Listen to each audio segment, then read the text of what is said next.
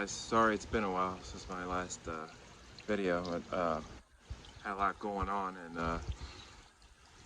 now my pressure filter, the tension ring broke on it, so now I'm gonna use the parts, the pads, the media, and the pump I had for it to make my own DIY filter.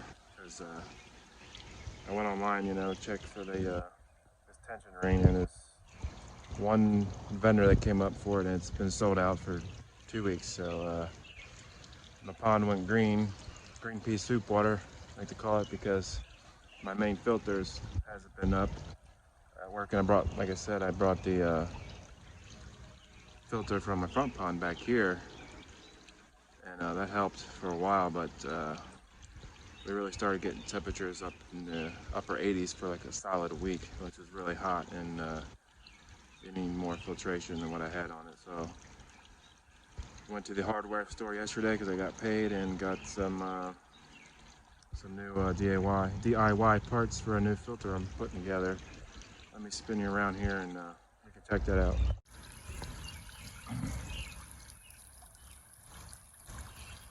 All right, guys, here's the what I did is I got a little this I'm gonna drill out my plumbing, the hose, my plumbing, the hose, we're gonna call it, is a 1 1/4 drill bit. So I'm gonna drill a hole out of the top of here so my pump can come back out, and then I put everything in this, just a $8 little tote. I'm gonna drill holes in it all around so it can suck water in. And here's my pads I go ahead and use from that pressure filter, and I'm gonna stick them all up in here, and should work like a normal filter. I'm gonna go ahead and I'll put it in the bottom of the pond, and then also grab another UV light, because the pressure filter did have UV light, but there's really no way to hook that up to your own DIY filter. This one actually should hopefully work actually a little better. It's, yeah, it adds up to 1,500 gallons, but that's like, you can probably cut that in half with a koi pond. Anyway, this is the pressure bar that goes on the top of the pressure filter I had. And I don't know, it could have been that we had a real bad cold snap in April, if we even had snow. You probably see my previous video, that it probably water got on there and maybe froze it, but when you clamp this down on it now, it was completely fine. I went to go clean out these pads and the pressure filter, and this thing, you put it back on, and water just spews out everywhere. And like I said, I went online, can't find this anywhere, so I'm just going to use the parts and make my own filter for now, because take a look at the pond real quick. It's getting, completely went green in about 1.5 weeks. This filter was doing all right at first, but once it got hot, it went green real quick. So do this and do a nice big water change, and also got a ultra vac to help out. As you know, this will help just get stuff off the bottom of the pond, because if you don't have a bottom drain, there's no way the pump can get underneath itself. So do a pond vac on it. This will help out a lot too. Our local pet store had this. After we went to the hardware store, I went to the pet store, and actually this is our last one they had. It's kind of a little cheap deal, but it'll work for what I need it for. So hopefully after I get all this hooked up and running for a couple of days, we can get this water cleared up. Now, like today, now we're back to being cold again. It's literally in the 50s all day today for the high temperature, like 50, 56. And we're upper 80s for a week solid. So you're not gonna really see none of the fish right now. They're not feeding or anything, but anyway, I've said enough. Let me get this going here and get things hooked up.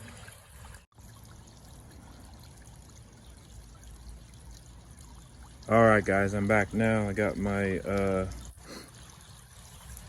holes drilled. This one in the center here will be where the pump comes out of the filter.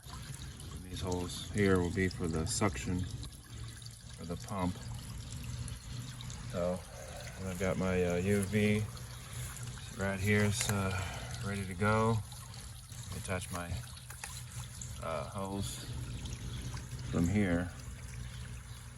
So the ideal is got my nice pump in here. It'll suck the water right through the holes into all these pads for my pressure filter. And I got the media. All my media is right under here. It's quite a bit of media for this small tub, but that doesn't really matter. Yeah, then I'll go ahead and latch this on and throw it in the water and get this hose attached. And the end is over here. Get that end attached to the UV and another return out of the UV back into a pond. I'll go ahead and hook that up now and then I'll show you how it's working.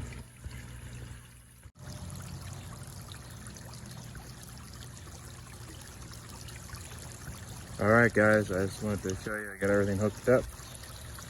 There's the filter box, DIY filter box I made. All that media in the bottom. It runs to the UV light here and straight back out into the pond. I'll figure out where I'm going to set this up here to keep it in the pond. But it's getting dark now, so but yeah, hopefully this will start clearing it up.